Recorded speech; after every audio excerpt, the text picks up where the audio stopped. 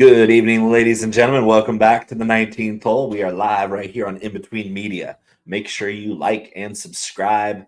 Jingle that bell for notifications. We have hit Super Bowl week, which means the PGA Tour is in Scottsdale, Arizona for the Waste Management Phoenix Open. It's going to be a party on 16. It's a party everywhere. There's going to be hundreds of thousands of patrons at TPC Scottsdale for the WN Phoenix Open. We're going to break it all down, win you some money. We even got a special guest today. Make sure you stick with us.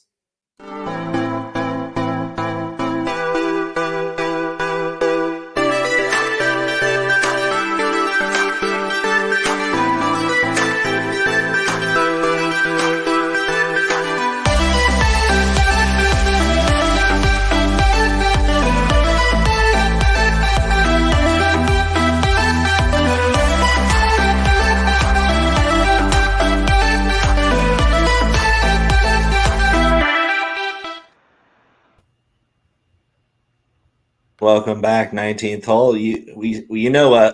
Myself and Conor Coughlin DFS over there on Twitter, X. But we have a special guest here. In Between Media would like to invite to the show Ozzie Kendrith, man. He's a betting expert, and this is nice for us because we can just let Ozzie go for a while and drink our drinks. And Ozzie's got this whole thing on dialed lock, right? Right, Ozzie? How you doing, buddy? We'll see. It remains to be seen. We'll see how the week plays out. But yeah, thank you guys for having me. I want to shout out IBT for the opportunity. You guys have welcomed me with open arms. It's been a great opportunity. And also shout out to you guys over the years for putting me on so many winners as you have. I'm a long-time fan of the show, so it's different to be on this side of things. But yeah, I'm excited for what the future brings. I know we'll have some winners this year, and I'm looking forward to it. I promise that we're better looking in person on the show than when you're watching the show. Is that the case? That's not true. And also, I mean, speaking of expert, only one of the three of us held a Wyndham ticket. And I'll give you a hint. It's not the two regular guys on the show. Yeah, so it's nice to put somebody on the show who's actually won something this year. Ozzie, how did you feel about Wyndham Clark going into Saturday before he shot the course record at Pebble Beach? To be totally honest with you, I had him written off in my notes. I put the little mark of shame next to the red X emoji next to his name. I thought he was done with after he shot over par the first day, and the leaders came out of the gates at 8 or 9 under or whatever they set the mark at. And then, yeah, out of nowhere, lo and behold, here he comes roaring with a 60 course record. Wound up holding up. I did not want to see that fourth round play out. I know you guys did. We were kind of chatting a little bit there. You're holding the JT tickets at 20-1, which is really good price. Being only 4 shots back going into that fourth round, he was definitely alive after there was a 60 shot the day before. So, yeah, I had a couple of my guys kind of lingering around too in contention, and I was like, "Come on, guys!" And of course, I live here in Northern California, and that storm that hit us was a beast. Like, we're talking trees down, powers out. So them canceling the final round was more, I think, to do with damage to the course. Like, they didn't really publicize it, but there is not a possibility that that course got through that storm unscathed. There's probably trees down. There's standing water. We got 5 inches of rain over the 5 days that week. Too much water, too much wind. And I understand the decision, even though I was holding a lot of live tickets that were not named Wyndham Clark. Even though I had him in my DFS pool, Wyndham Clark did great for me in DraftKings as a bad weather option. Who knew that the weather was great, except for the day before and, of course, ultimately what ended up being the day after the tournament wrapped up. Awesome. Did you hear about that? I don't know if it's real or fake. I can't figure it out. But did you hear about the dude that went in Saturday night, like threw $100 on everybody who was in the top 10 for all of them to finish in the top 10 and turned it into like $1 million? Is that a real thing? I don't know if that's. I don't know if it's real. I don't know. Real, most of the betting, if it was posted by a betting site, then it's probably fake because they like to create winning ticket frenzy. But at the same time, a lot of people I knew right off the bat when they saw the weather report for this gigantic storm to hit us on Sunday is they locked in a lot of 2-1 bets on Wyndham Clark because it was either going to be voided where they didn't lose anything, or they were going to pay out 2-1 for Wyndham Clark winning the tournament. And so a lot of people at least made 2-1 off of the 54-hole lead sticking.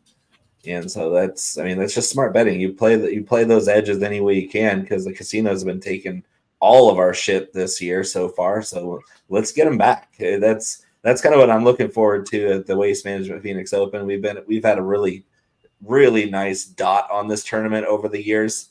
Connor, I know I invested heavily in a multi-unit bets on Scottie Scheffler last year, despite your warnings that it wasn't good enough of a line.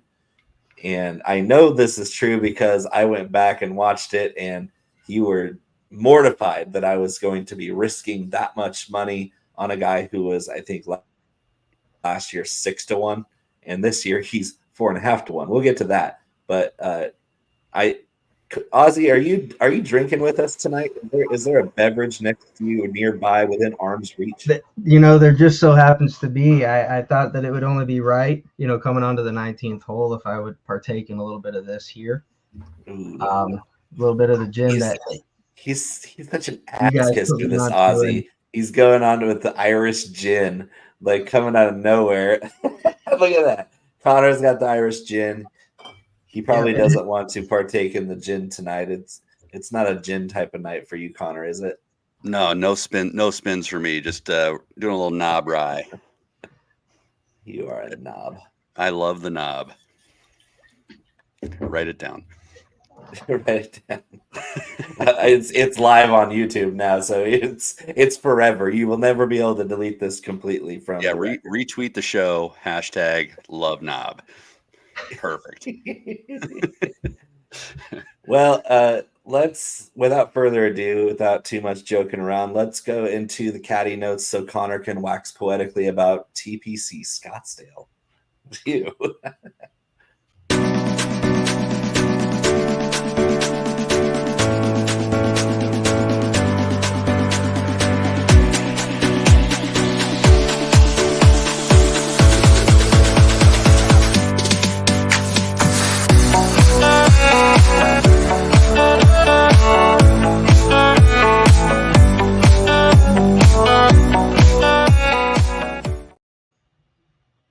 Dude, I'm gonna get some strobes and like a smoke machine when we come out of that.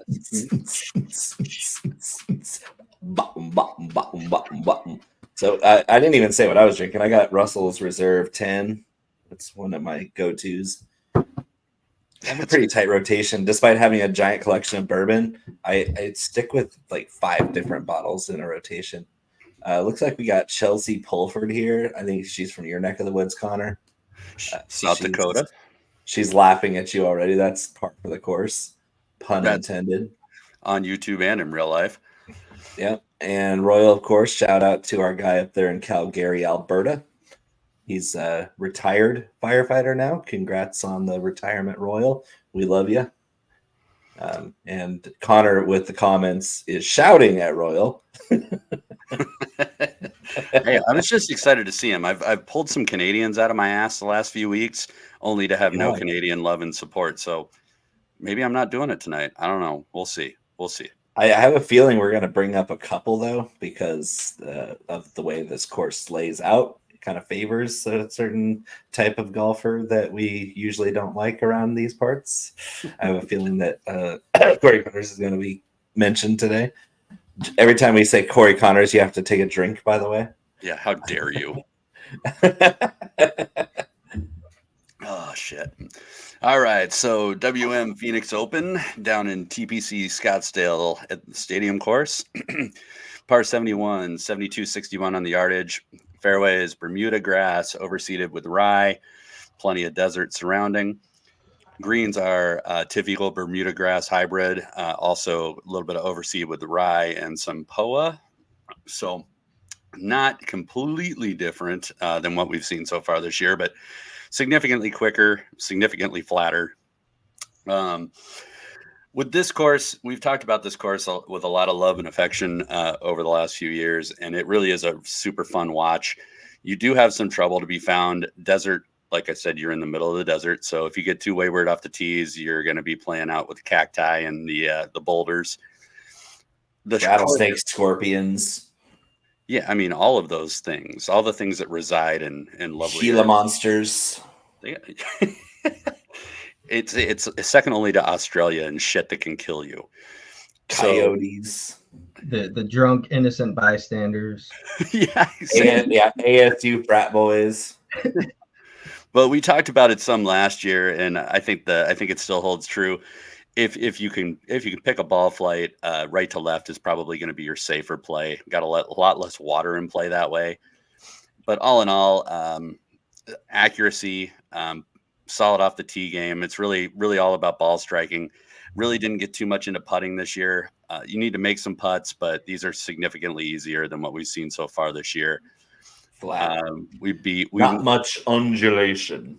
No, not much undulation. And also the greens here are about average size for PGA standards. So a little smaller than the first couple of courses we went to, but a little bigger than what we saw last week. So I think we're going to have some pretty decent scoring again here, like we typically do. We get it up around that 19-20 range pretty frequently.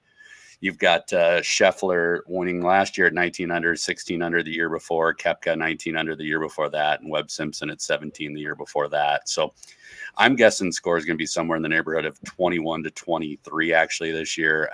Cut's probably going to come in somewhere between 3 and 5 under. Yep.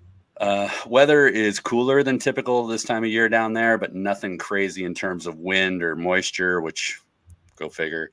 It's Scottsdale. So outside of that, though, I don't have a whole lot to say about the course that really we haven't said over and over again. And it's a really fun watch. If you need something to do leading up to the Super Bowl, this is a great watch. Always high energy. Yeah, the final round beats the hell out of hours and hours of NFL pregame for the Super Bowl, because most of that's just fluff where people just regurgitate the same stuff for 5-6 hours before the kickoff at 3:30 Pacific.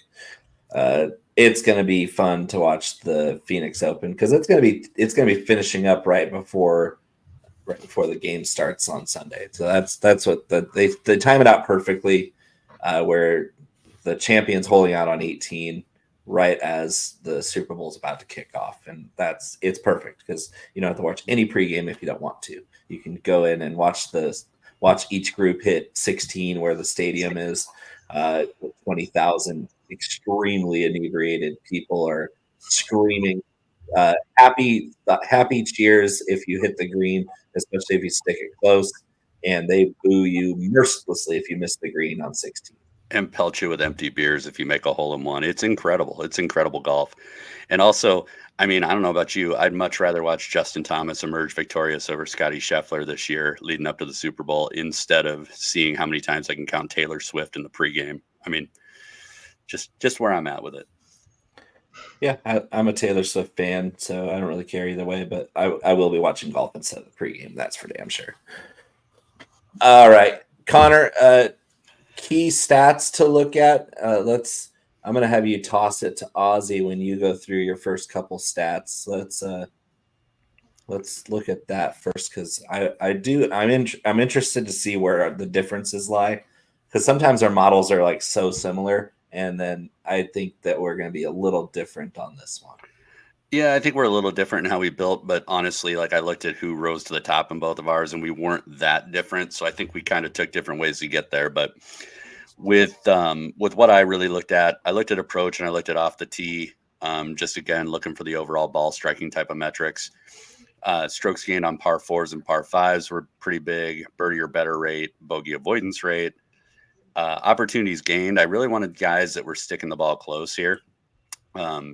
Again, it goes in tandem with all the other things that I just said in terms of scoring metrics, but really opportunities gained, we've talked about it before, is a metric that ties in with solid approach looks, like how close you're getting to the pin, which it's generally rated in anything inside of 15 feet where you've got opportunity to score under par. So, and then course history, I did take a look at. I'm not a huge course history guy. Historically, I like to look at recent form more than worry about what you did, 12 to 18 months ago. But in this case, it's a pretty sticky stat. The guys that win here typically win here more than once. And I think we have that occurrence with Scottie Scheffler and Brooks Koepka in the last 7 years. Both have won here twice in that span. So, and Hideki Matsuyama.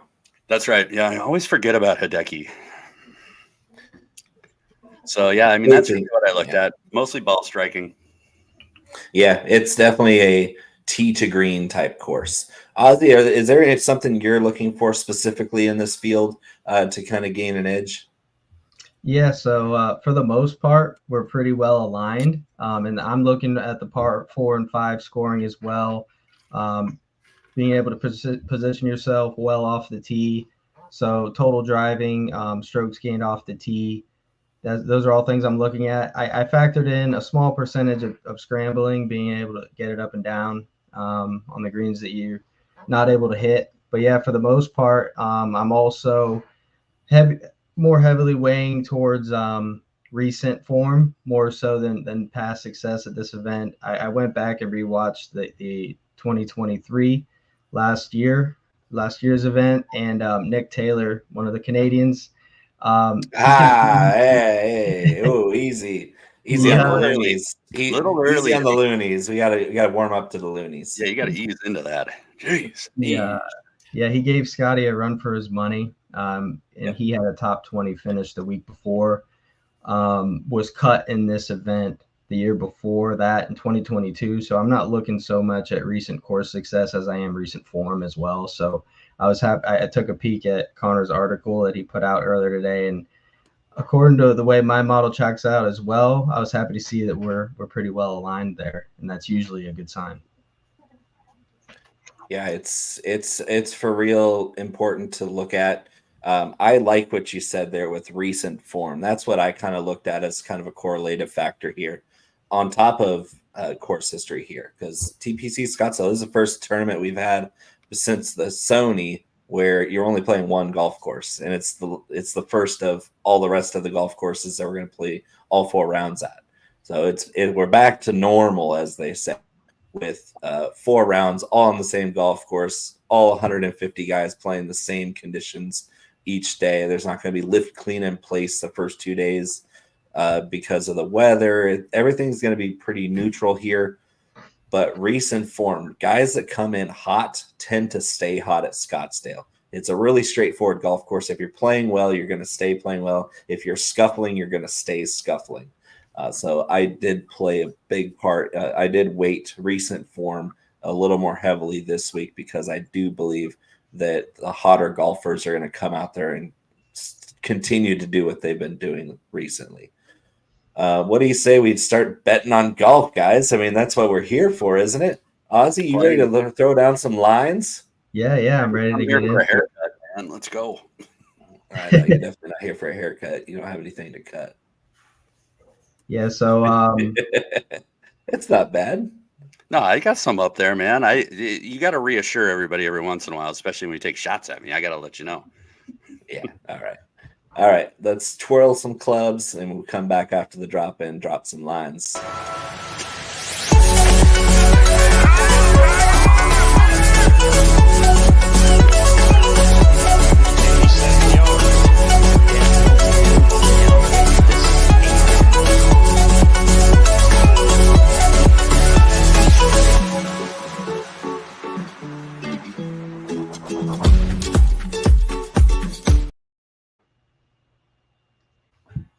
Here we go. Wendy Early is not what her name implies today. She is going to, we're going to fill her in. Looks like Royal's trying. Ozzy Kendrith is joining us. He is an IBT guy himself, one of our new and great additions to the team. And yes, he did call Wyndham Clark last week. And unfortunately, due to the weather, he wasn't able to really solidify how awesome that pick would have been if it was a top 5 pick when they played the final round and our guys came back and won. We'll never know what would happen if that storm never hit. But yes, Ozzy with a great call on Wyndham Clark last week. And we had to have him on the show. Yeah. Well, Wyndham Clark was between 80 and 100 to 1 last week, which made him the 5th consecutive long shot to win the season. We haven't had a favorite even really threaten a win this year. unfortunately for us, the chalk has not hit yet for us. But right here, this might be the end of it because the two top guys are both guys that we can definitely see winning here. The favorite, Scottie Scheffler, we're going out at plus 450. Not your best odds of betting, but this guy is a two-time defending champion. We're talking about, you said opportunities gained, Connor? Yeah, I don't think there's anybody better in the world at gaining opportunities than Scottie Scheffler. He's pretty far ahead of everybody else in that regard. Proximity on approach, you name the distance, he's as good as it gets. There's a reason he wins here, because once you get to those greens, if you're close enough, these putts are straight. He's not having to read too much. He's not having to guess where the break is going to go. It's just put it in the hole, make birdies. Well, and what I thought was interesting about him too is we've been dogging him. As a matter of fact, I flat out asked why he was so bad last week before the tournament. So that was just crack analysis. But anyway, nailed it. What was really interesting about him is he hadn't lost any less than 3 strokes per round putting in his prior 5 starts. And then last week he comes out and gains almost 1 stroke. Not that that's like monumentally great, but when you consider where he's placing and how he's playing and performing, he's gaining or losing 3 strokes around on the putting green. Last week at 0.08, which is basically rounded to 1, it's almost like he gained 6-7 strokes on the putting green on what he's been doing for even farther back than what I just said. But I mean, it was somewhat reassuring going to a place that he has been able to put it all together. Yeah, that was kind of the missing link for me. So even though it's super short, like Scottie to three-peat, I think it's totally live. Here's what I'm doing. And Ozzy, feel free to call me a fool, but what I did last year, which would have worked if the Chiefs wouldn't have won, as I bet against Patrick Mahomes last year, but you parlay your Super Bowl winner money line and you bet your Scottie Scheffler short favorite line at plus 450, or last year's plus 600. And of course, I bet against Patrick Mahomes and it killed my little 2-legger there. But I'm going to do the same thing this year. I'm actually going to pick with Patrick Mahomes and Scottie Scheffler, do a little 2-leg parlay, get a little plus 750, plus 800 odds out of that. What do you think about that, Ozzy? Is that a smart bet for those of you that might be tailing me? Well, it seems like definitely more of like a redemption type of bet. You're going after what you missed out on last year. So yeah, I'm all for it. I'd like to obviously, if possible, get Scottie's number up, but I think it's very much so justified where it sits. Yeah, he's definitely, according to my model, head and shoulders above everybody else. And therefore it comes as no surprise as why he's been able to win here the last 2 years. So yeah, if you feel confident about something else, or you want to have a reason to watch the big game after, it can't help. Yeah, I'm not against. I'm getting a strong pro 49ers sense from Ozzy right now. See, if I said 49ers, would you be on board with that? Yeah, I may or may not have parlayed a top 10 bet with the 49ers already. Okay, so I kind of got that, yeah. But it's so hard to fade Andy Reid. Just something about it just told me all year that it's the 49ers time. They stayed healthy this year. But it is a pick 'em, and it definitely could go either way. My record fading Andy Reid is definitely below 500, so I'm not ecstatic about it. And the other thing I want to mention was when you get a guy like that, this favored, like what we had with John Rahm at the Mexico Open last year, plus 300 going out, is you wait for that slow start on Thursday, and then you pounce on live odds. Because if he starts off and even just the fact that he might be teeing off later, is if you get off, a couple of guys get off to a hot start before he's even teed off, those lines are already moving. And you can get better lines on Scottie Scheffler once lock hits and everybody's done betting the straight up lines, the plus 450, is that line starts moving as soon as the tournament starts. And if you can get Scottie closer to 10-1 on Thursday, that's what I would be pouncing on. If you're not comfortable with the really short line before lock, getting him on a live bet later on is a really smart way to kind of maximize the value there. Yep, I definitely don't mind tying something to him. I'm not sure if you guys, I wasn't going to bring this part up, but I had a successful price increase on him last night. Nice. I parlayed him to a college basketball bet that I felt pretty strongly about. So I'm looking at about like 11.5 to 1 on him. So I'm feeling really good about that for a full unit. Yeah, I'd be feeling better than really good about that. That's fantastic. As Bo mentioned, though, the live odds last year, I think he was 1 over through the first 9 or so. Yeah, and everybody came out of the gates on fire. And then, sure enough, here comes Scottie out of nowhere, just like he did last week too. You go grab a soda from the fridge, and he's in the lead. It's crazy.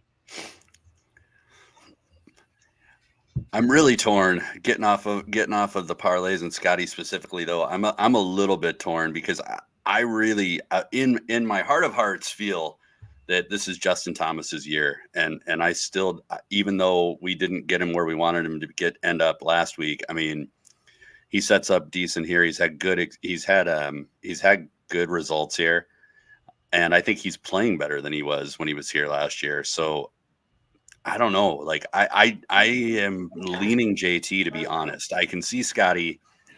You can see Scottie getting a three-peat, but I'm definitely leaning a little more JT. Just he's got a better consistency to him, I guess, is the best way to put it right now. Like if Scottie shows up with a stone cold or ice cold putter, no chance. Yeah, I don't think he will, but I'm just saying, like, I trust JT to show up and stay in form more than I trust Scottie to. Just right now, just recent results. Here's where I'm at with JT. I love him. I'm in the same boat with you, getting excited. This is JT's season. I did not need to see JT at 10 to 1 this week. That's way too short for me still. Like if he was at 20 or 18, I'm thinking about it. I love JT with a passion. Like you can go back as far as this show has existed, and we're both like mega JT homers on the show. We want to see him win at 10 to 1. Am I betting him at 10 to 1? Absolutely fucking not. It's just too short. It's for me, it's a sucker line, and it's not something that I'm ready to pounce on because we haven't seen it all together yet for JT. It's been really close, but at a course like this, I'm looking at Max Homa a little bit closer, 16 to 1. That's where I want JT to be. Max Homa is playing just as well as JT is right now, and going back farther with that form than JT is right now. And if you're going to pay more money for a guy who's just as hot, I'm going with Max Homa because he's just as good on this course as JT.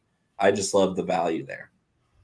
You're talking about the same Max Homa that finished in 66 last week, right? That same dude? Yeah. Oh, okay. Yeah, no, he played just as well last week as JT did. No, you're right. You're right. I'm just saying. I want Max Homa this week over JT at the odds that they're at. If they were even, I would lean JT. We have a tiebreaker between the two of us this week, thankfully. So we'll go to Ozzy. So here's where I'm at with JT. Obviously, he's in really good form. He was in contention for the win, the would-be, Sunday that we never got to see play out. He was right there. So we know he's feeling confident coming into it. We've seen a short game has been impeccable once again. It hasn't gone anywhere. I think he's definitely here to stay, and he's going to contend in some of the larger events this year.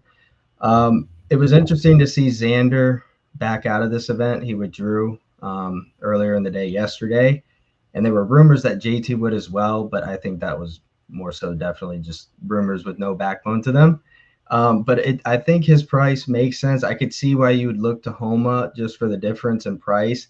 I think for that reason, it almost kind of offsets, but throwing out the prices, I'd probably lean more towards JT. You look at this is a relatively weak field. You've got Aubert, or however they pronounce it, this week or last week. Aubert is out, Cantlay's out, Hovland's out, Morikawa's out, McIlroy's out, Finau's out, Fleetwood's out. Yeah, and you're kind of left with maybe only 3 to 4 top tier guys. Xander backing out, he was definitely a strong contender that will no longer be there to give these guys fits. Now, seeing that Nick Taylor did contend and gave Scottie a run for his money late into the 16th and 17th hole last year, it leads me to believe there are a few long shots that could find their way into the mix. And I'm sure we'll get into that later on. But yeah, I'm kind of I tend to side with Conor, I guess, if I had to say.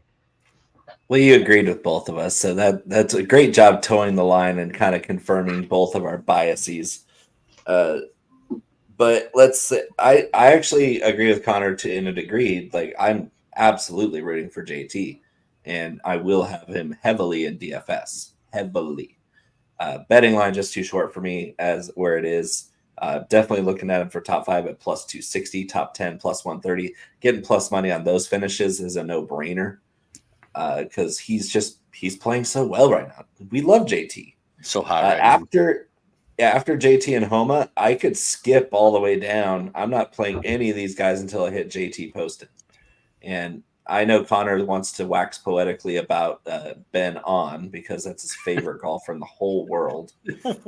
But we also should talk about Wyndham Clark coming in as blazing hot as he is.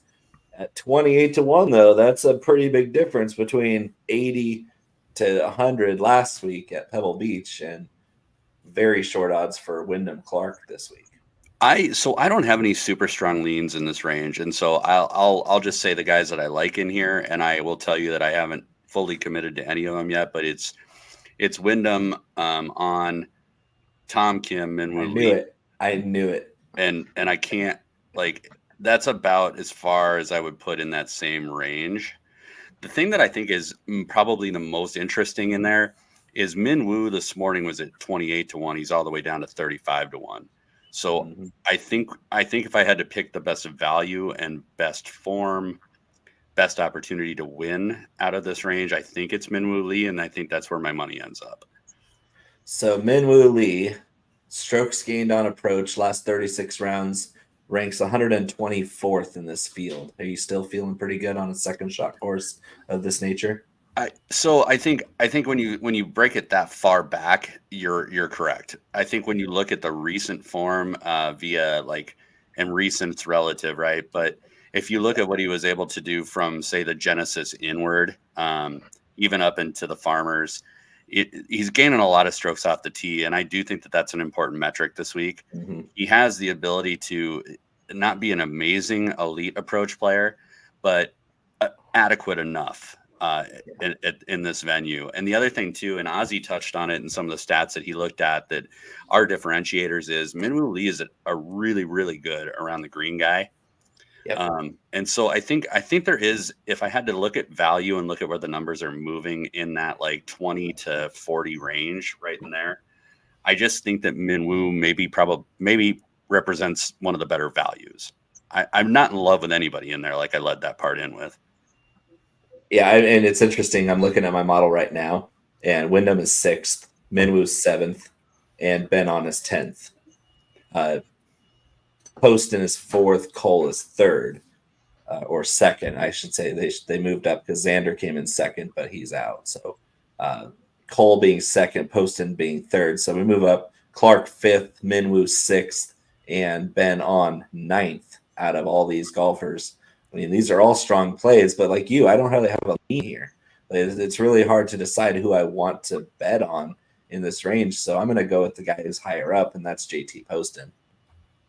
Yeah, I don't hate that one bit. I'd let Ozzy chime in because honestly, even when I was sitting down to write my betting article last night, I was having a really, really hard time like narrowing down who I wanted once you got outside of 20 and before I got down to about 60. So I think there's a lot of really good guys in here. I don't know that I got enough money to play them all to cover my bets.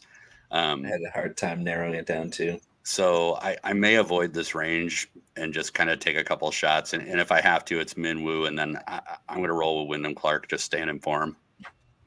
Yeah. What do you think, Ozzy? Is this range just too much risk to spread out, or do you have a strong lean one way or the other? Yeah. There were a couple of guys that popped to me, going off of the recent form. So Tom Kim and JT Poston. I've already went and bet Tom Kim's top 10 plus 350. Ooh, that's nice. Yeah, last week. So basically, I'll go into a little bit of how I decide whether to bet like top 20s, top 10s, and how I break that down. So what I'll look at is in the recent years, like the last 4 to 5 years, the amount of shots that differentiated basically from that you needed to be behind the leader in order to obtain a top 20 finish. So if you go back to last year in 2023, a top 20 needed to be within 12 shots and a top 10 within 9 shots. So not much of a difference there. A 3-shot difference, and you're almost tripling your price.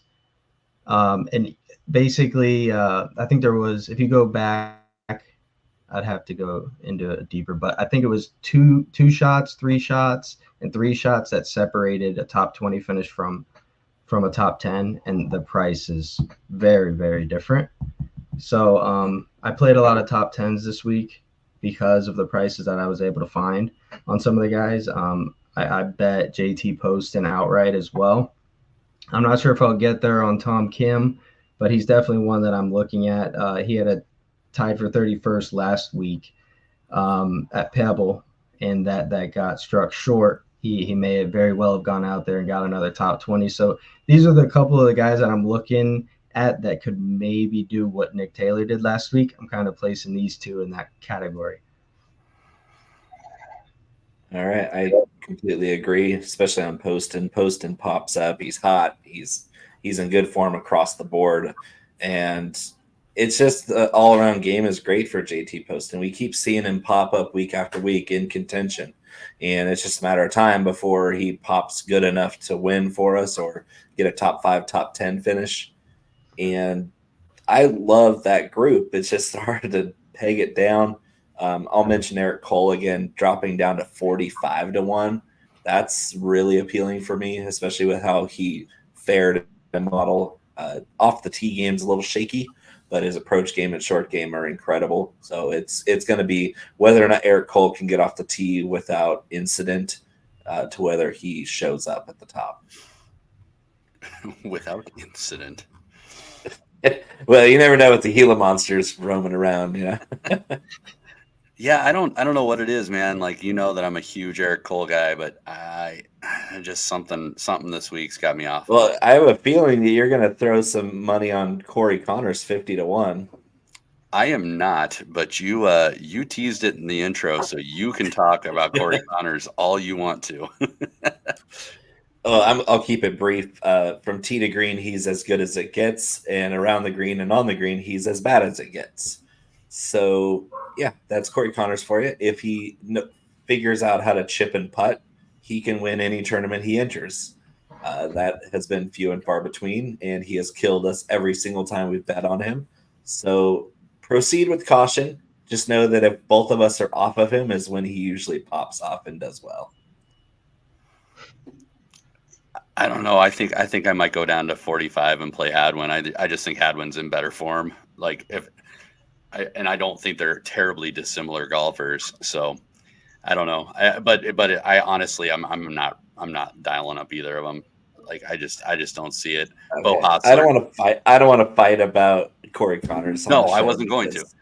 Yeah. No, because nobody wants to hear us fight about that either. It's not even good TV. No, but I honestly, Bo Hossler would be right below them at 55.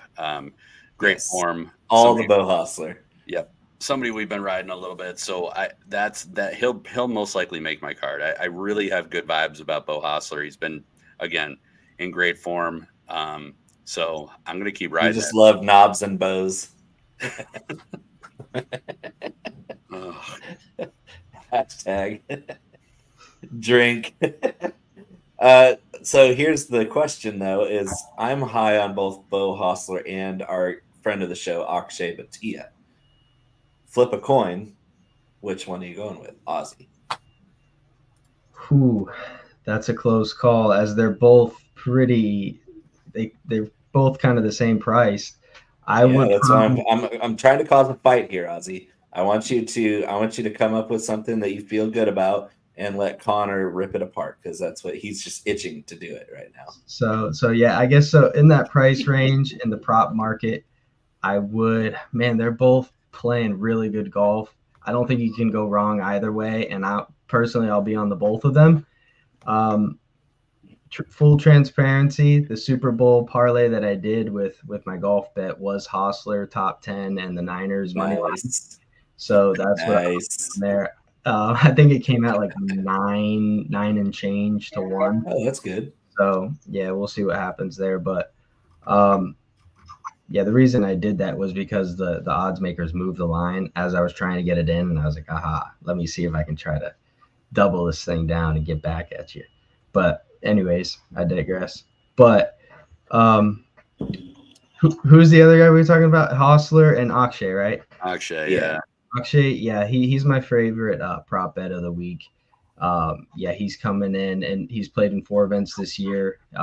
Top 3 in 4 of them so far, or sorry, top 15 in 3 events so far. So yeah, I'm really high on him. He rates out extremely well at this course. Yeah, if I had to choose, probably I'm a little higher on Akshay, I would say. All right. See, Connor, Akshay Bhatia. Yep. Friend of the show. Yeah. Oh, yeah. Best friend of the show. He's right up there with Tom Hoagie and losing us money quotient. I mean, you had to be there at the Barracuda. I was there winning money on Akshay Bhatia. I want to get to some of the longer shots, so I won't say a ton about Bo Hostler. I think he had an off week last week. He's not somebody we would dial up, particularly for that course fit, those conditions, etc.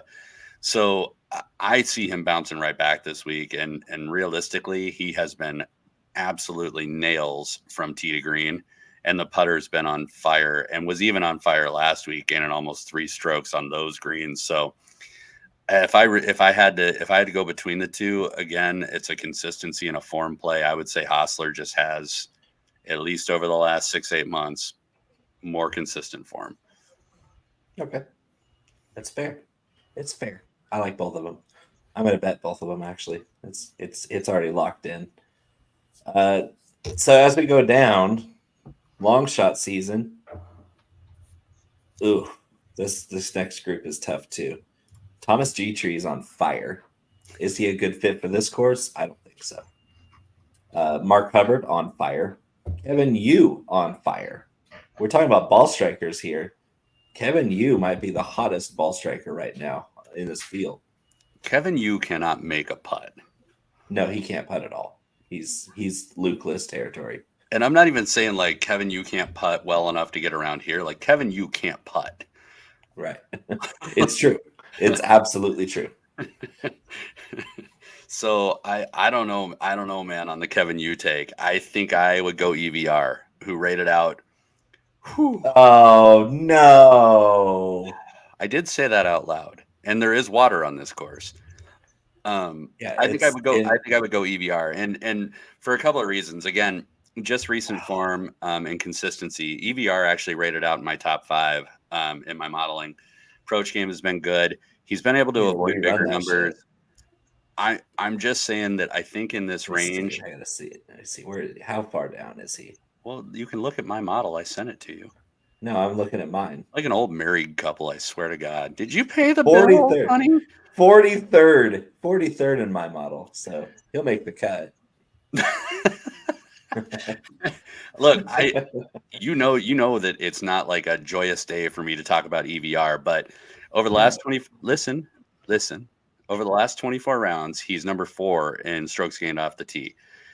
In the last 24 rounds, he's number 8 in birdie or better gained. He's number 17 in par 4 scoring. He's number 10 in par 5 scoring. He is number 12 in shots gained approach. Like, these are not made up stats. Like, he is playing that well over the last 24 rounds. And this is a course that is going to play, in my opinion, easier than the last 3 weeks. So EVR has been rolling. Form is there. Results are pretty decent. Like, I think that's a good number on him. I'm picturing a meme of showdown. the willow branch versus the desert. Will he find water in the desert? We might have, if he does, we have to change his name from the willow branch to the camel. If he wins, you have to shave your beard off and wear like a handlebar next week, just like he does. I'll do that just for money. and like some jorts or joggers. I don't care which. But... Oh, I got those. I mean, I'll rock the joggers, the man capris with the cuffed sleeves. Yeah. Somebody book this. Man bun, handlebar mustache, and joggers. Right? I think it's a soft J. Joggers. Joggers. Yeah. So that's if EVR wins this thing. If EVR wins, beard's coming off, and you're wearing. If EVR wins, I will absolutely take that bet. Yes, shake on live air. If EVR wins this stupid tournament, I will do all those things, no doubt. This is going to be excellent when he misses the damn cut and you look like an idiot because EVR is off limits for me. No chance I'm playing anywhere. I'm not even playing him in DFS. That's how bad I think EVR shows up. This is not like one of my wild, like crackpot ideas. Like he's playing good. No, at least I've heard of this guy. Like the only guy you pull out of your ass I've never heard of before. Ozzy, tell the people something sane. So in the price range, I'm Bo touched on it a little bit earlier. Kevin Yu, I have him rating out extremely well in my model. He's coming off of a. Let's see. So far this year, he's got a solo third and a 6th place finish, so he's in good form. His top 10 number was pretty big. That's what I've played so far. I may sprinkle on the outright there. And then in that price range, I think you'll find that Connor and I also aligned on this one. So Daniel Berger was somebody that really popped in my model. Now, there's a little asterisk next to his name because I had to go back to 2021 to pull any type of like year-long.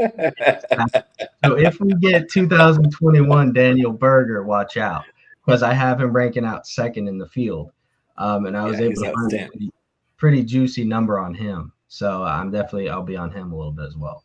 He was a sexy pandemic pick, I tell you what, man. We had some wild times during the pandemic with Daniel Berger. We are a pro burger show, hamburger and otherwise. Yeah, Seth, clip that. All of the sexual nature of that statement. We got to post that somewhere.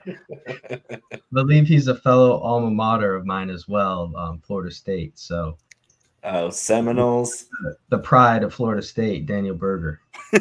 It is true. It is true. He is definitely a Seminole there. I'm not betting on anybody till I have one guy left on my whole list for betting slip, and it's one of Connor's guys, so he's probably going to bring him up first. Go ahead, Connor. Go through your long shots, and you're going to mention mine. I know. I got a small card this week, man. Actually, I don't know. We probably have the same guy, possibly. Berger, I'm not going to belabor. If you want to know more about why I like Berger, it aligns a lot with what Ozzy said, but plus 110 or plus 11,000 rather. If we get shades of a classic Berger, he can come out and storm this place. So I think that's an incredible triple digit value that we're getting on him. No, I'm all the way down at plus 15,000 with Jake Knapp. I'm just going to be early on Jake Knapp each week. Like the week he puts it all together, he's going to win. And I think this is a course that makes a lot of sense for him off the tee game, approach game, all those things.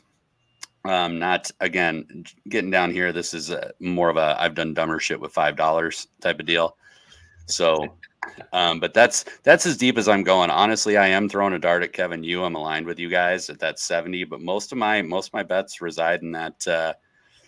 I've got 3 in that 28-1, and then I've got Daniel Berger, Eric Van Rooyen, and the 2 favorites. That's it. That's all I got going this week.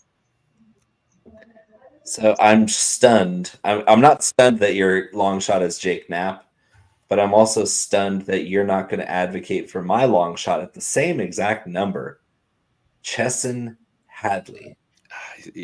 DFS. Okay, so you're not off of him. You're just not betting him. I got it. Yeah, I don't think Hadley can win, right? And I'm talking strictly outrights. I'm an all or nothing person. Like I don't do a whole lot of top 10s, top 20s. That's you guys are much, much better at that than I am. Well, obviously, but I don't see. So in my terms, I don't see Hadley being able to win. So if I don't see Hadley being able to win, I'll play him in DFS where I think he'll make the cut. I think he'll score DK points. So just for reference, a top 20 bet on Chesson Hadley right now is plus 450. 4.5 to 1. That's the same odds for Scottie Scheffler to win outright, by the way. Is for Chesson Hadley to be top 20. I don't know if I feel that like strongly that he'll make the top 20, to be honest with you. Like I think he'll score DK points. I just don't know that he'll finish that high, honestly. Ozzy? Who are your long shots if there are more than one? Yeah, in this price range, after we get past Berger, I'm looking at JJ Spawn. He definitely popped in my model. I have him up there pretty high in the key metrics that I'm weighing heavily. So 200 to 1, I think I was able to see him out there at. He's worth throwing a few bucks on. Like you said, we've done summer shit with $5 and with the potential to have it come back with a massive ROI. So that's one of the guys I like, and that's probably where it kind of ends for me. Yeah, I have a very strong feeling that one of our top 50 or better is going to win this tournament.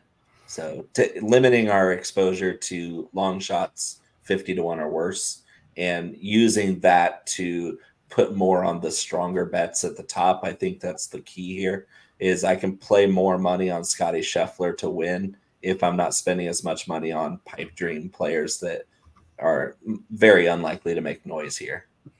I feel like you're taking shots at me, Dick. It's subtle though, right? It's pretty subtle. Like I'm messing with you. Yeah, but the viewers like a brick. Oh man! All right, are you ready to do some DFS? Because I am, but there is one prop bet that is my favorite prop bet at this tournament. Do you remember what it is from last year?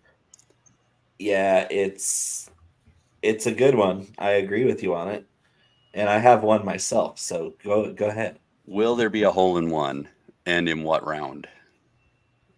So you might have the same one as me. So I like yes in round 3 and yes in round 4. Those are the two that I like, and they are both plus 800. Interesting. So I had one where I looked back, and the most hole-in-ones were in round 3 and round 2. Round 2, they put a lot of the pins on the bottom of these little slopes. Not on 16. 16 is the third round. Moving day at 16, they put that funnel pin placement where you get a lot of Saturday aces at 16 when it happens. It's usually on Saturday, but all the other ones they put the funnel on Friday, and so you get a little bit higher likelihood of an ace on a Friday, and it's plus 400 for an ace on Friday. So not as good of a number, but I like your third round bet because 16 I think is going to get an ace on Saturday. Yeah, because on Saturday they typically put it in that left side where it funnels towards that left little kind of crease in the green. Get the backspin going. Yeah. And I swear they got somebody out there Saturday morning rolling the ball to make sure that somebody gets a hole in one. So I don't know. I think I'm taking the round 3. I like the drama of the round 4. I also like the number on both. I think it's a fun bet at this tournament because people go ape shit, especially if we get it on the 16th. Yes. So, Ozzy, you have any props? Yeah, I have a lot of top 10s that I'm looking at. Nothing as fun as that sounds though, but I may have to look into that myself. It's chaos. When they get aces at Scottsdale, it's just chaos, even if it's not the 16th. The other 3 have plenty of drama on them, and they encourage with that many people out there drinking and walking around the grounds. So we're talking 500,000 people over the 4 days are going to walk through that course, and it's they want to see that reaction all over the place. You're going to see You're going to see eagles on some of these par fives. You're going to see some holes. You're going to see an ace or two during this week. I just love the way that they set this tournament up. It's fun. The course isn't overly difficult, but it's also got some teeth, as Connor mentioned. I mean, just as we've been saying this whole show, this is going to be exciting golf television, and it's even better when you have money on the line. Fuck yeah. And with that being said, I'm going to risk a lot of my DFS bankroll on this tournament because I have some strong inklings that I will not be slamming my trunk this week. What do you think, Connor? We're forcing Ozzy to stay. Ozzy's coming to the DFS segment. Let's go. Oh yeah, it's not that serious, Ozzy. It's really not. I've got to pull up my dress. The club is well. This would be a wrestling class.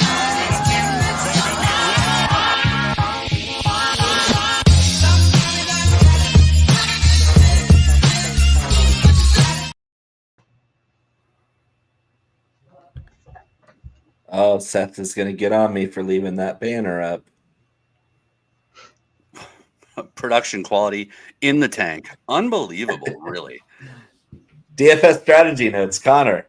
Leverage seems pretty important this week, wouldn't you say? I mean, now that you framed it that way, I really have nothing else to say. Yeah, no, I definitely think so. I think that you've got to be somewhat deliberate. You've got an overwhelming amount of chalk on one of the guys at the top. So we can get into it and break it down tier by tier. But I think I'm going to eat this chalk, man. Scheffler, 11.6, which is a lot of money. Very, very expensive. 43.1 projected. 42.2 is what I'm looking at right now, but yeah, that's a lot. I can't think of the last time I saw that high a number ever. Man. Yeah, he's got a whopping 73.7% favorite rate, which is second only to JT. And at the top here, at JT and Scottie are both extremely chalky, but JT's at 30%. The rest of these guys are looking pretty decent, and honestly, I'm looking to maybe limit my exposure to those two guys. I can't deploy that method here. I think one of them wins it. I genuinely do. I said that from the jump. And if one of them wins it, you're going to need them because they're going to be in that 140, 150 point range. Especially when you talk about a score getting to like 21 to 22, 23 under, somewhere in there. Like you're going to have hypothetically, you're going to have the winner. I hate to say have to, given the state of golf this year, but so barring some weird long shot winner shooting that, I think you're going to have Thomas or Scheffler. That's just my opinion. I think one of them wins. I do like the idea of stacking both of them. And a lot of the lineups that I have built so far have done exactly that. I think that's a move that probably not a lot of people are going to do just because of the salary. So that's probably my lean this week is lead into almost every roster I do with Scheffler and Thomas and go all in and hope that I get the guys down in the low sevens that make the cut. Yeah, that seems pretty likely because I'm looking at this going, if I stack those two at the top, I'm going to have 4 guys in the sevens or 3 guys in the sevens and 1 guy in the sixes because it's so much money out of the salary cap. But that's going to be the only way to break up that gigantic chalk bomb that you're eating to deploy those 2 guys. It's the only way to get different in a world where you're going to be matched up with half of the field with those 2 guys. I just don't know if I want to eat double chalk at the top and pray that my other 4 value picks are the nuts here. It's definitely a GPP thing though. Like I get where you're coming from because if it hits, it's definitely going to be unique and it's going to be insanely optimal because you get 2 guys that score 300 points between them. you might even get one of those other guys miss the cut and still be optimal. That's important. I just don't know if I'm that confident in that range down below where it seems like you are. I have enough plays down there, and we'll get to them, that I feel, like I said, I'm either going to win a lot of money this week or I'm going to win absolutely shit. I mean, but welcome to DFS. That's DFS for you, right? Like, I play GPPs so that I can win hundreds of thousands, not hundreds of dollars. You know what I mean? So, like, a risk versus reward. Haven't hit one yet in transparency, but not a lot of people have. So maybe the waste management's my week with that strategy. I don't know. But for people that aren't wanting to dumpster dive a little bit, I don't know if you guys have some plays above that 9,500 mark that you feel good about, that you would start your lineups with, that don't start with Scottie Scheffler or Justin Thomas. I am a Max Homa guy, and you can disagree with me, but I just think he fits well here, and he's coming in at 15.8%. Sam Burns, I think, is a little too chalky at 17% to really pay off. Spieth and Fitzpatrick, I don't see them doing anything here. But like after those top two guys, it really drops off, and that's, I get where you're coming from. Is you have a natural break there with the favorites, and then a big group of guys that you don't feel great about, and then a bunch of value plays. So your structure makes sense. I'm just not feeling. I'm feeling closer to that eights. The eights and the high sevens for me are stronger, and so that's where I'm going to go. Is I'm going to pick one between JT and Scotty, and then go down to the nine, skip the nines, go down to the eights, and then build from there, where I can get pretty wild in the eights, like wet and wild. In the eights. So rostership aside, I'll throw this one to Ozzy. Rostership aside, what do you think about starting it like Jordan Spieth or Sung J M? Yep, Sung J M is kind of what's popping out to me right now. He's obviously a guy that's coming in recent form, playing well. He can score birdies in bunches. I followed him at the local events here in town, so at Arnold Palmer's, Bay Hill, and then also at the Players in Jacksonville, TPC Sawgrass. So he's somebody that's very accurate off the tee. He tends to be a little bit shorter than some of the other guys. He's not a huge bomber, but he's very good at ball striking from approach. He can putt very well too when he gets the putter going. So yeah, he's somebody I could see putting up a lot of DFS points. I wouldn't mind starting with him if you're going with that strategy of getting maybe some middle of the pack guys more so than some of the, if you don't want to dumpster dive so much. I could see that. All right, Connor. I like that. That was where I was going, is if you don't want to be a complete jackass like me and stack top heavy, who is somebody up here. And I think Sung Jae is the right call. Not only from a rostership perspective, but at 9,300, it really does allow you to get into the eights more. He can get a couple 2-3 guys in the eights. And the eights actually are kind of stacked with a lot of talented dudes.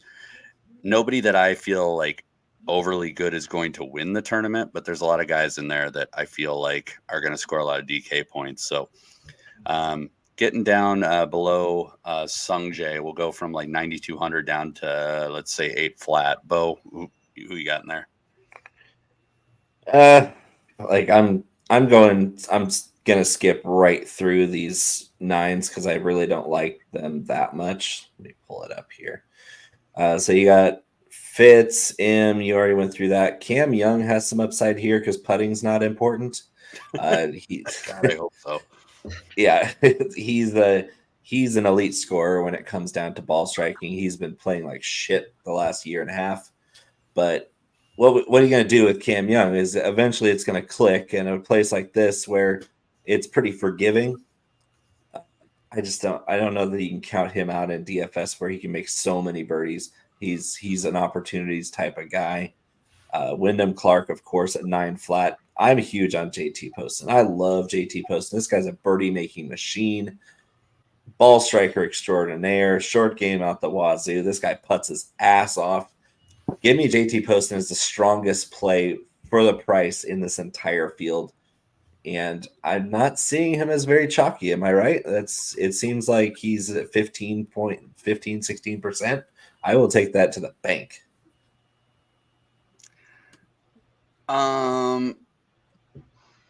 Yeah, he rates out really well for me. I can't argue that. He's in good form. I don't love the fact that he had a miscut last time he teed it up here, and I don't really love the overall results for a guy who's in that like upper 8s, lower 9s range. Like, he's never done better than T11 here. And not to say that he's the same guy he was in previous years, because he certainly is in much better form than I think anybody thought was sustainable for JT Poston. So I can get there. I think, honestly, I'll save the $200 if it's me, and I'll go down to Min Woo, or I'll save the $300 and I'll go down to Tom Kim, who I think Tom Kim has that similar archetype of Sung Jae Im. I could see going Im Kim as my first two guys in. Oh, you're naughty. I'm feeling pretty good about it. And last year, I went back and watched our show from last year, went back and read our notes from last year. We were so high on Tom Kim, and not only from like an actual like player profile, but also from like an emotional standpoint. Like, this is the type of shit that Tom Kim like gets fired up for. He's like fist bumping and high fiving and yelling at people, and like this is an event that I don't know if it's this year, but sooner or later Tom Kim is going to win this event, because it's going to go bonkers. These are his people, This is like a Tom Kim. So I gave a strokes gained emotion last week. I think Tom Kim's my strokes gained emotion this week. I just love Tom Kim at the WM moving forward, and I'll have some shares of him every year here. I can see it. He crazy, but I can see it. All right. Anybody you're looking at, Aussie, in this range? I know we talked about a couple of these guys already. I'd like to get to. Yeah, go ahead. The next guy that catches my eye is more in like the 8,300 range. I don't know if you want to jump into that now or if you want to wait. Perfect. Roll on. We don't talk about Adam Scott on this show, just to let you know. Yeah, no. I scrolled right past him. Don't worry. He's talking about Richard Fowler. Richard Fowler. I wanted to get your guys' opinion on him. Last year was kind of his return to form year. We've yet to see him contend in the early part of this year. He's a bit of a wild card. He's won this event back in 2019. And yeah, he's a guy that sticks out to me. We'll see. I could see. You think the crowd will be rooting for him? Oh yeah, a little bit. He's a fan favorite. I think his best finish so far this year is like a 47th. So he hasn't really shown that, the strike yet, but I definitely think it's coming. He contended in a U.S. Open that was playing under really tough conditions last year, so I know he still has it. It's just a matter of time. It could be this week. It very well might not be his time yet. So it's definitely a high risk, high reward play, I would say. So correct me if I'm wrong, but the year that he did really well here was also the year that they had like the worst weather that they've ever had here. Mm-hmm. It was rainy and windy and all that, right? It was like a weird storm here. Yeah, there were lower scores from what I'm seeing here. So yeah, that would make sense. The only reason I ask it is not that I disagree with you, and I actually like this course for Ricky, and it projected like 4.5 to 6% rostership, 8,200. It's a really nice pivot off of Matsuyama, Scott, and Connors, which people are going to be all over here. So I actually really like the call. I just couldn't remember. I have visions of him like hitting low, like stinger style shots with like a gray backdrop here. And I thought that the weather that was not it. Big. Yeah, they had like a monsoon season thing going on that year. So I like the call, and he'll be in my pool for sure. So did he still have the lettuce going on back then? I'll have to go back and it was down to his shoulders that year. Let's see here. We're going down. Let's see. I got some good guys in the high 7s, but Connor, are you looking at anything fancy in that low 8s to high 7s as we go down this board? I'll keep going with the same thing I call out in my bets. Is I'll take a few more stabs at Hostler. Good form, Yes. good DK Yes. score. Yes. Oh, Ain't I love flat. Hostler. Hostler and DFS is money this week. But- Absolute money. But the one that I'm most fired up about, and I'm trying to find ways to get him in, especially in my double stack high lineups, is I really want Berger. 7,700. I think. Yep.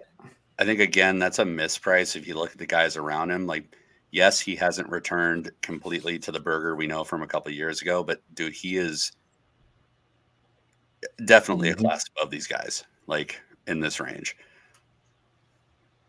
Yeah. And Dietrich's right there too. This sevens area that's just loaded. Loaded. I would take a Berger Dietrich head to head. If anybody's offering one, I'll take it because I think Berger's going to have a week here, and 7,700. That's really where I'm planting my flag. I don't have a lot of interest in the volatility of Akshay. Brian Harmon's burning me too much. Shane Lowry, we tried Shane Lowry here last year. We thought it set up right for him. It didn't work out. And then Denny McCarthy is another guy right here that I think people are going to want to play. Yes, sir. Let's go, Denny. Approach and putting. And so I think it's Berger and I think it's Denny McCarthy. And then I would probably skip Thomas Dietrich. That's fair. And the other guy that I see popping up is Emiliano Grillo. I'm not there. That's a risky one. So yeah, for me, it's Berger and McCarthy in here. But I'll let you guys chime in. Yeah, I'm with you on those two. Going down a little bit to Harris English, who's a very consistent DFS performer for us. But then I go down to Kevin Yu, who in his recent starts has racked up a shit ton of DFS points. He can't putt to save his life, but he's such a great ball striker. He's an absolute stripe show. I think that he's got some upside in a big tournament type place where you're not getting a lot of fanfare on Kevin Yu. Let me pull this up. 7,300 Kevin Yu. Oh, it's Chun An Yu here. 9%. Yeah, that's a little high for his price, so I might diversify. I thought it would be lower. It's a little high. It's not as high as me. Let's see here. Nick Taylor only 3%. That's interesting. 7,200. He has some history. Nick Taylor, you mentioned the Canadian earlier. You gotta take a sip of your gin if you're gonna talk about Nick Taylor here. Ooh. Yeah, I don't know if I'll be anywhere near Nick Taylor this week, but we'll see. He'll be on the watch list, but more towards the bottom of the watch list. Well, it's better than EVR, honestly. Yeah, on a course with water, Aquaman, I don't know. I just want to point out to you guys that 33% of the people that use the model I use are also on EVR. They haven't favored it, and they haven't rostered it at 12% clip. So just so everybody knows I'm not crazy, there's a lot of other people out there that think that I might be onto something. There are dozens of us. There are dozens of us in our 6,000 generated rosters so far that think that EVR is worth 14% of that rostership. Whoa. This might actually be the time where I break character and say I would rather play Luke List than EVR this week. Write that bet down too. Let's do that. I would rather do that one. Let's say Luke List. We're doing the other one. Why can't we do both? Well, we can do both. I mean, well, if EVR wins, he definitely beats Luke List. So that's true. You're looking to double up on me, huh? Doubling down. All right. He doesn't do top 10s or top 20s, but it's the same thing. If you're betting outright top 10, top 20, you're basically just stacking your wins in the case that you win. And here he is doing that what he doesn't do on the sports betting side with the side bet with me. So riddle me that, Connor.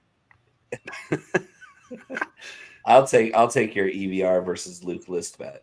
Dude, I got to give us all, I got a high five to you. It only took an hour and 15 minutes for us to get off the rails tonight. So here we go. Longest show of the season so far, and we have finally arrived. I'm on Jake Knapp, just like you, Connor. and Brandon, not Dylan Wu. And other than that, I'm not trying to get down here. Like, I'm not trying to get down here to see anybody. Sam Stevens and Ben Coles will be in the pool just Yeah, because Ben they're Cole. cheap. They're cheap. They got upside. Everybody else down here sucks. Like, I don't want to play any of them in DFS. They make my stomach turn just thinking about it. So, Ozzy, any cheapos down here? Any bargain dumpster divers that you're wanting to throw in a lineup somewhere? Yeah, I will say just one guy I wanted to touch on before we get down there is Siwoo Kim. He's another guy that can be a threat to win outright when he finds his way late into events, late tee time. He's not somebody that's not really going to go anywhere. Being able to get him for $900 less than you could Ben on, I think is great value on him. And I actually have him rating out much better than I do Ben on this week. So, Thank you. Yeah, so after that, you've got Kevin Yu at 7,300. I'm liking a little bit of that as well. And then probably about as far down as I would be willing to go is Aaron Rye. He's another guy that, rated out pretty well for me. He's at 7,100. And after that, yeah, I wouldn't want to get any further. You have any wild ones, Connor? Oh, I do. I also am on Brandon Wu. I'm also on Sam Ryder at 6,900. Nice. And then Scott Stallings, 6,700. Yes, Stallings, the tan dapper man with the guns. What we used to look like 20 years ago, Bo. And certainly, Ozzy still has hopes of looking like that. And then my favorite guy to throw a dart at when he's in the pool, Ryan Moore, who rates out surprisingly well, always does. Very good approach game. 6,300. What's nice about Ryan Moore, though, for real, and we'll say this probably every time I bring Ryan Moore up. For real? Ryan Moore avoids bogeys. And so I think in a tournament like this, where he's actually number 9 in this field over the last 24 rounds in opportunities gains, number 8 in approach, and avoids number 5 in bogey avoidance. I think those stats marry up really nicely for a guy at 6,300 to make the cut and probably get into like that top 40 area, which is all you really need for 6,300. So if you're doing some really wild stuff at the top, like Ryan Moore is a real player at $6,300 who has a good shot at making the cut. So Ryan Moore came in 25th in my model, so he's definitely in the pool. And I'd be remiss if I didn't talk about Cheston Hadley a little bit more, who came in 10th in my model. Across the board, just solid. And no, he's not going to be a winner this week, despite my long shot bets at him at 150 to 1. But DFS wise, value wise, that's what we're looking for. Is a guy who models well, who plays well in these types of courses, a very strong approach player. Those are the darts you want to throw in this type of event, where you have no hope they're going to win, but you definitely want them to be a piece of that optimal lineup. Yeah, and in transparency too, like I've built 10 lineups so far. Like Ben Coles is in 4 of those 10 lineups. Scott Stallings is in 4 of those 10 lineups. So money where my mouth is. Like those guys are in, at least at this point, 40% of my lineups as my kind of last man in when I'm stacking top heavy. So I genuinely believe those guys are going to make the cut and put up some points. And then Ryan Moore, I'll probably end up landing somewhere around like maybe 10% of my lineups where I'm stacking a third guy up in that like 8,500 and above. So going Scheffler, Thomas, somebody above 8,500. So, all right, Connor, who's winning this damn thing? Justin Thomas head to head with Scottie Scheffler Sunday pre-Super Bowl party. Damn. Justin Thomas player of the year. Mark it down. Bo Hostler. Bo Hostler is going to win this thing. And it's going to be 22 under par. 22 under par, Bo Hostler. Now I know you're drunk. Ozzy? I'm going to go a little bit off the limb here. I'm going to go for the 3-peat out of the number one player in the world. Way off the reservation with that one. I would love that because I'm going to throw 3 units on Scottie Scheffler to win in conjunction with the Chiefs because I don't think Brock Purdy's got the chops to face Steve Spagnuolo with 2 weeks of prep. You are really drunk. All right, so what's the score end up being? I'm going to call 22 under. I said 22 already, copycat. Fine, I'll take 23. Okay. You have a lean Onzi on the final score? I'll say 20. All right. Hole in one on round 3. Yes or no? I'm saying yes. Yes. And round 2. Yes, for the vibes. Let's do it. All right. All and right. then Super Bowl pick. We got to do Super Bowl pick. I am going to take the Kansas City Chiefs. I got the Chiefs 23-17. 27-24. The boys 49ers. from Cali, 49ers. Jeez. It's gonna be insufferable in this region if they win. I hate them so much. Man, if Kansas City doesn't win, the city of Sioux Falls is getting burnt down. Like, you're either a Vikings fan or a Chiefs fan here, and so yeah. And you can all right. I do think it'll be Ozzy, a great game either way. So it's gonna be a classic. It's great. going to be a classic. Mark it down. Yeah. Back and forth type game. Defensive struggle is kind of what I'm hoping for. Because I'm going to be throwing some money on the under, if you know what I mean. Ozzy, thank you so much for joining us. It was a pleasure to see your face, put it on the internet, and hear what you had to say about the Waste Management Phoenix Open. We hope sincerely that you will join us later on this season for another event that hits close to home for you. Maybe when you hit the Florida Swing. I'm pretty sure you're going to be close enough to Sawgrass to go and give us a ground level report. Am I right? Absolutely. Yeah. It's become one of my favorite things to do that I look forward to. It's probably my favorite event in sports in general now. So yeah, I look forward to it. That'd be great. And thank you guys for having me on this time. I really appreciate it. Thanks a lot. Connor, what do you say? Next week we got Riviera.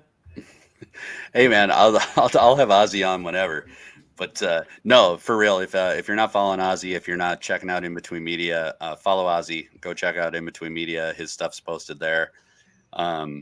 Yeah, we're definitely having him back on. If for nothing else, we're gonna have long ass shows like this where we all get too wasted and talk about the majors or something like that. But the only member of the squad that had the winning ticket last week, so maybe we got some good juju this week having him on. We'll see. He said Scotty's going to win, so I expect Scotty to win. Yeah, Scotty or JT, bro. We need it. We need a favorite to win. Join us next week for the Genesis at Riviera. Oh, I love Riv. Riv is just... All right. Thanks, everybody. Join us next week. Let's hit the drop.